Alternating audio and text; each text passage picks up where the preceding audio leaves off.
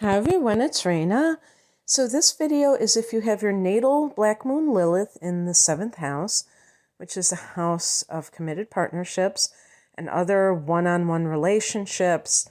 It's the house of public relations, the house of legal matters.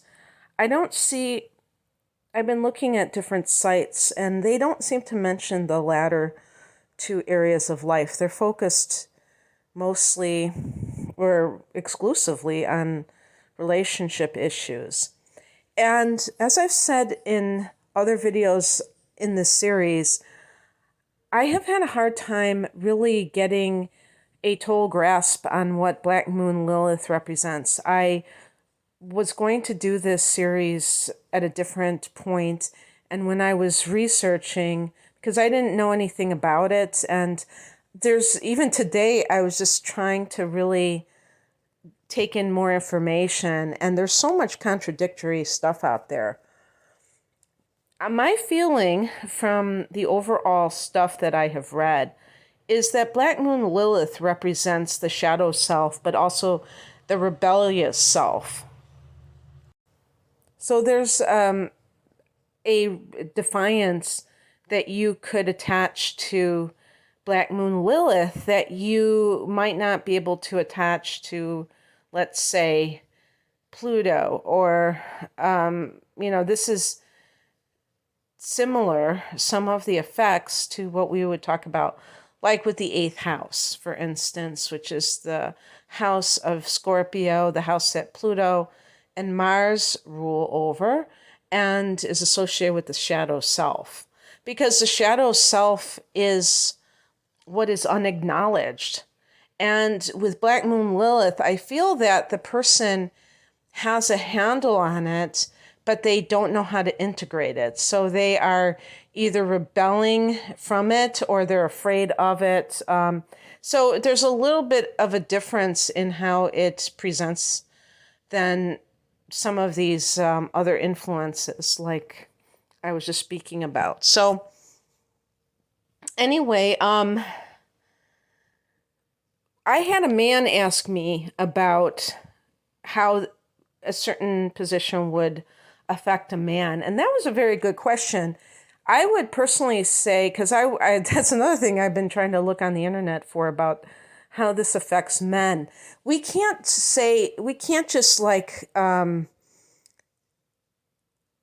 we can't assign certain behaviors to gender, because it just doesn't work that way. What I like to say is that the divine masculine is about standing in your power, being assertive, being confident, being proactive, and the feminine is passive. Now, whenever we talk about the feminine, the masculine is called, the yang is called positive, and the yin or feminine is called negative. And that's simply like a battery, the innie and the outie, and the innie, the feminine, is kind of like it has, even just with genitalia, there's like that sense of going within and without, protruding outwards or being inside. So it has nothing to do with, women are negative, but, or the feminine is negative, but it's still, in terms of like men possessing qualities, some men are more passive, and some are more of the traditional alpha males. So you can't just say, so I couldn't really answer that across the board, but I will say that for a man who is more in the masculine, that their feminine side is their shadow. Is the thing that they are repressing. So to me, it's always about balance. So if you're a man, you're looking at this from the perspective of, in the 7th house, what is your ability to be able to commit? And commitment is in and of itself not what we are typically thinking of, because unfortunately, this is a 3D world that we live in. I mean, you could say, no, I'm in 5D, but I mean, the material world and the way that it operates is that they have to make everything into something that is like a possession, an object. They have to objectify everything. So with love, it becomes something that you sign a document. Can you tell? See, I don't have Black Moon Lilith in the 7th house, but I do have a certain cynicism towards legal marriage because of, to me, what it represents.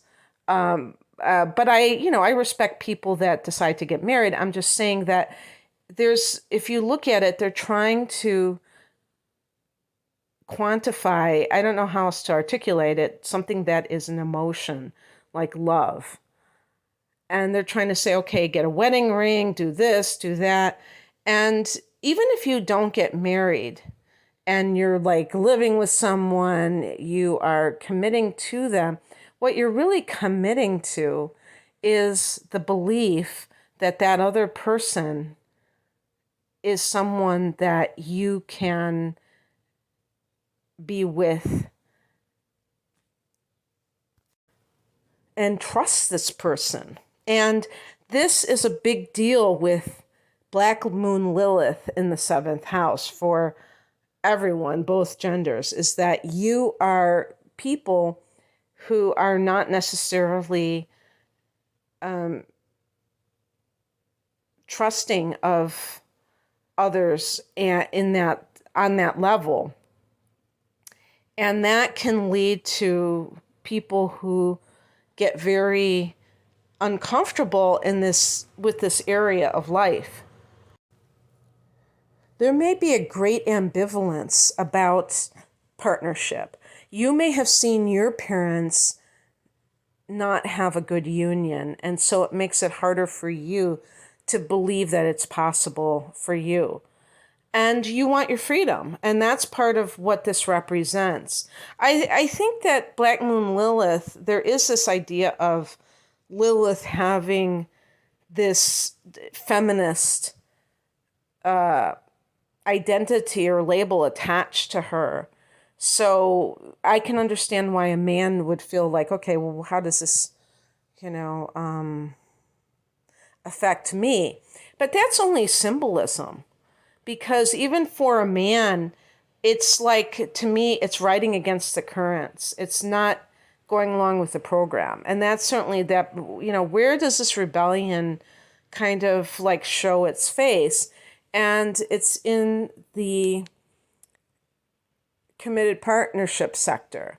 So a person with Black Moon Lilith in the 7th has to be very vigilant when it comes to this area of life, because it's going to be quite complicated for them emotionally.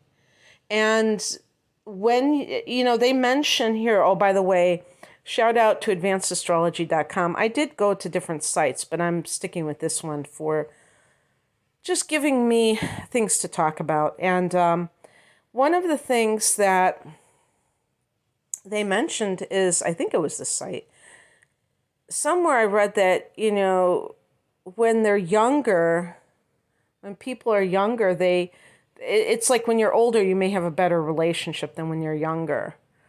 And, you could say that about anybody, that when you're more mature, you're going to be a better judge of character and stuff like that. But anyway,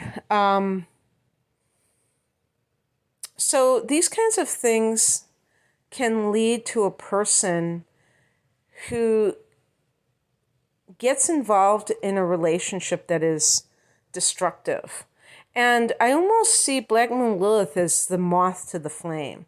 It's like they are drawn to something that is going to destroy them. And I think I'm trying to figure out why that would be. We all know people probably. We've heard about people who tend to be attracted to things that are destructive to them. And it makes no sense to us. We wonder, like, why would somebody do that? But really, the danger is really appealing, but it's also that sense of transformation. I think that's ultimately what people are looking for when it's like that. It is Plutonic, because Pluto is associated with transformation. And there's a danger, but there's also this chance to become totally different as a result of whatever this is. The dangerous situation acts as a catalyst and allows the person to experience transformation as a result. Now, one of the things that they mentioned here is that when you are younger, you might be involved in a third-party situation, but they specifically said that the Lilith person can be the third party in that lover's triangle. And I was trying to figure out why. They said that people with this position crave attention, even as they fear losing their freedom in a committed relationship. So if you're in a third party situation and you are the other woman, let's say, what I think they're implying is that you set up situations where you have a rival, that you have to fight for this person's affections. And this dynamic exists. I can't speak to men, because I'm happy. I'm getting more and more men these days. And I'm so grateful for that, because I really feel that men have the ability to experience the same situations. There's really, to me, no difference. But a lot of times we focus on women, especially when it comes to relationships and how they act within relationships, because traditionally women have been the ones who have been not as powerful. So they had to endure, like in an extramarital affair, if the wife is being cheated on, she may not have had recourse to be able to leave that situation because her husband was the breadwinner. Well, that's no longer the case. So the genders are on an equal playing field in that sense. And so there's no real power imbalance that I can think of. So I do know situations where women compete against a man. And I just scratch my head at that, because it's like, why would you want to?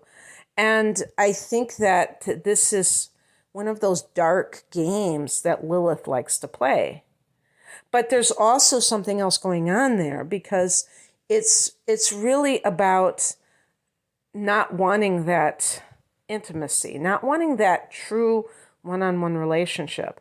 I see this also, with Venus in the 12th house, where somebody feels drawn to having clandestine relationships, and they may, on the surface, complain about what is going on, but then at a deeper level, they're fully participating in it, and you go, what's up with that? Well, it allows that person to feel like they are having this intimacy, but really it can't be that way, because there's a distraction from another party involved. And I also think that destructiveness that Lilith can represent, or even the rebellion from the conventions of marriage, can be a part of that. Now, I didn't see anything about polyamory being mentioned for Lilith in the seventh, but I would say a healthier manifestation of a person who wants to love but doesn't feel like they can stay committed to a monogamous situation, that could be a happy medium. And, I know that there are probably plenty of people out there who think that polyamory is either immoral or just plain weird and not doable. But I follow somebody on social media, and it seems like that these are people who are actually operating at a higher level of consciousness, believe it or not. Obviously, it's all about the people involved, but you could argue that when you are operating at a higher level, you do not see other people as your property. So love is not a demand that somebody else do something for you. And so anyway, the interesting thing about Black Moon Lilith in the seventh house is it can be somebody who is very possessive, but by the same token wants that kind of freedom for themselves. So that might even be kind of a contradictory attitude and behavior. And maybe we could call it quite unreasonable for such a person to think like that. If you are a Scorpio, if you have Venus in Scorpio, even if your sun is in Scorpio, or even maybe Mars in Scorpio, eighth house Venus, or I don't know, maybe even the 12th house. The thing is that some of the, and I'm saying that specifically, but there's so many more placements that could be a specific theme that I'm referring to, which is about how do we learn to trust another person implicitly. Meaning, and I'm not talking about in the way that a lot of people think. I'm talking about trust that somebody isn't going to hurt us. How do we do that? A lot of times people are guarded. They have some kind of a wall up because their hearts have been trampled on and they can't risk it. And it's funny because I think about this in my own life, and I'm like, I don't know why, but I don't feel that way. And I was fortunate to find somebody early in life who does love me. But I have to say that when I think about trust and whether or not, I don't really care, because if somebody betrays me, that's on them. If somebody is, I just, and this is, I've never really feared like somebody cheating on me. Those things are not really the themes of my life, but that doesn't mean that I haven't had other themes. My sun is in the eighth house, and that's Scorpio's domain, and that you could have the sun in the eighth house and have these issues with relationships. The reason that I'm bringing up my situation is I don't have Black Moon Lilith in the seventh house. People who do, this is a loaded issue for you in one way or the other.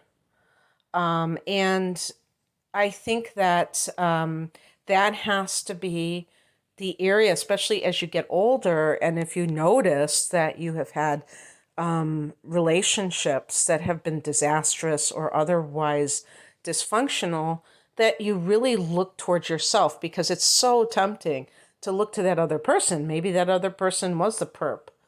They did do something that was uncalled for, but it still goes back to you. Who are you attracted to? Who draws you like a moth to the flame? And it's almost like a destructive tendency within yourself. You think about people, again, I'm not picking on women, but this is something that we can observe that women do in relationships with men. where they get involved with a man who is really abusive to them, sometimes even physically, and they get involved with another man who does the same thing. And people on the outside scratch their heads and they say, why would a woman be attracted to somebody who beats her? Sometimes these women do not know that that person has that capacity until it's almost too late, because the man might show like their best face and then turn into this, it's like Dr. Jekyll and Mr. Hyde type of situation. But the point is, it's not whether or not she knows consciously. There is an unconscious, destructive, self-destructive tendency that is connected to partnership. So if you can see that within yourself, then it's good to be able to transcend it. And you probably will if you are an evolving person, because over time you're going to learn from your mistakes. I think that they were implying that this can actually attract an obsessive type of partner. So you could say almost like a scorpionic type of partner. And so you have to be totally aware of what you're, allowing in your life, because obviously it can be very dangerous in some cases.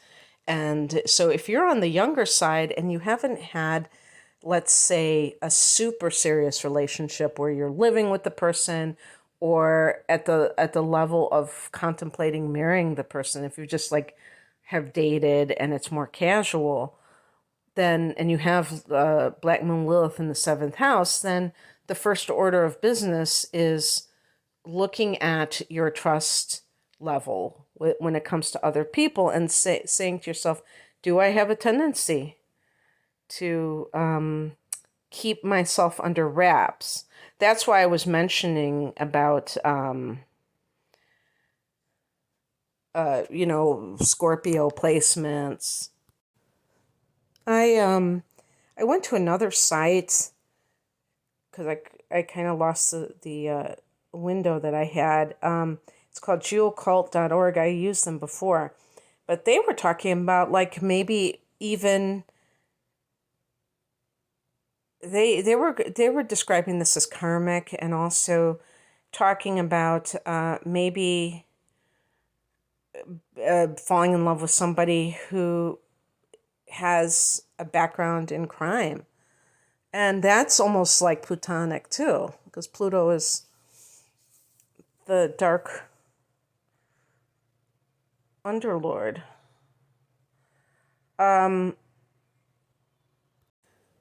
This is actually quite interesting because there's almost like a Neptunian quality from this, what this site is describing. What they're describing is someone who is attracted to, it's almost like Venus in Pisces, or Venus squaring Neptune, somebody who has a lot of, I would call them problems, but they say vices, so addictions, in other words.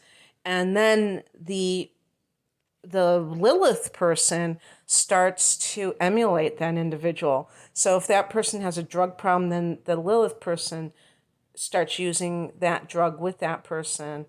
And so they're going downhill with that person. So the relationship itself becomes this self-destruct, this pattern, this path to hell. And again, I kind of alluded to that earlier. I really feel like this could be a way to transform one's life. It's like you have to go to the ends of the earth, or the pit of hell, in order to like be reborn or something like that. Now, you don't have to do that. That's what I'm trying to say. But you might feel compelled to do that. And hopefully that's why I'm saying, if you're somebody who hasn't had like a very serious relationship, you don't have to do that before you find your soulmate or whatever.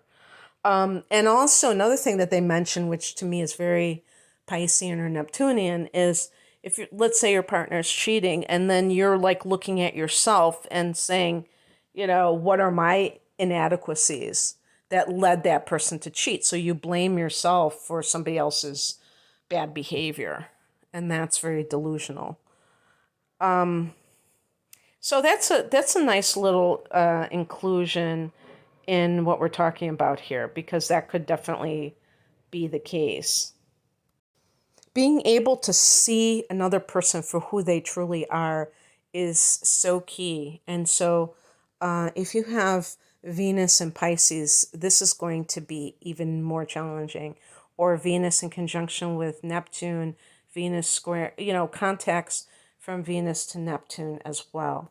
And it doesn't mean all these things that I'm saying doesn't mean these are going to happen to you. It's very, very important. But just to watch out for that, because sometimes people are codependent, are, blaming themselves in relationships, and they don't even realize they're doing it. So that's why it's so important to have somebody tell you, oh no, this is really, messed up. Don't assume that you're to blame.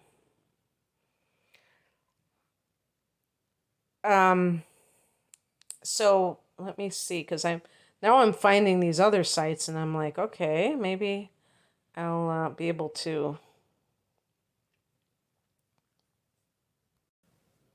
Yeah, I see something from wisdomtavern.com, and they talk about that idea of being drawn to a person who can't commit, you know what I mean? Who's, how they put it, is on and off again. They also mention, obsessive partners or forbidden. I don't know exactly. Maybe it would be like a very big age difference. I don't really know what forbidden means, unless they're just saying, like, relationships with people, like, if I mean, nowadays an interracial relationship or ethnic relationship is nothing that scandalous, but maybe in past decades it was more considered more taboo or controversial, but definitely like large age differences. But anyway, they were saying that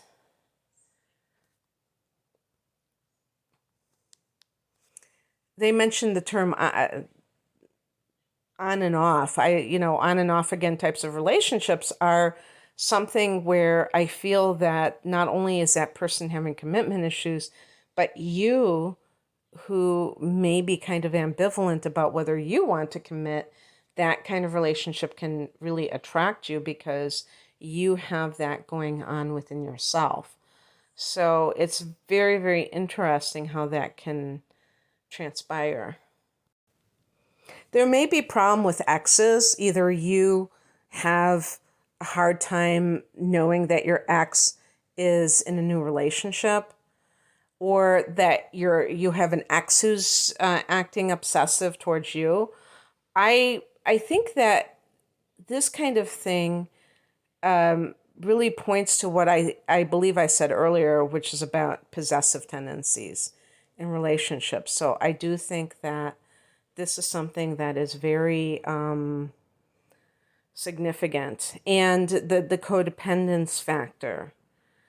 And the thing about codependency is that when you are focusing so much of your energy on the other person, it would be one thing if that was a good relationship, but if it's a destructive relationship, then you're really wasting your time, because you're obsessing on something that's toxic. But yeah, so that can be something that happens, and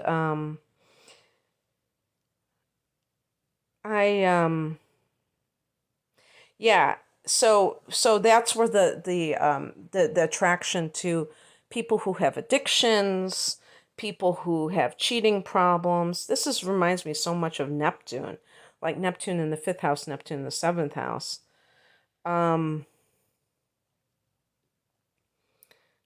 So there was a book, a self-help book, I don't know if it was in the 70s or the 80s, that just came into my mind. It was called "Do I Have to Give Up Part of Me to Be Part of You?" or something like that.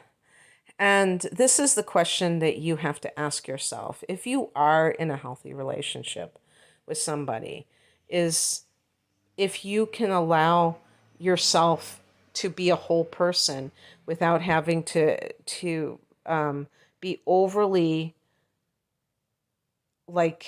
preoccupied with the relationship, and you can feel like you're doing your own thing within the relationship. So I think I'm going to make a point of being more positive as I end these videos, especially if there's something very challenging. And the positive thing that I would say is that anything that is in your astrological chart is just a sign of things that maybe you need to change, if they are challenging, I should say. It's not proof that you're doomed. So if you resonate with some of the things I said, rather than identify with them and say, oh yeah, she said all these things. Yeah, that's how I am. No, that's how you act. That's not who you are at your core level. And you're doing it for a reason. There's a method to your madness. So don't beat yourself up, but be willing to commit to looking at that shadow and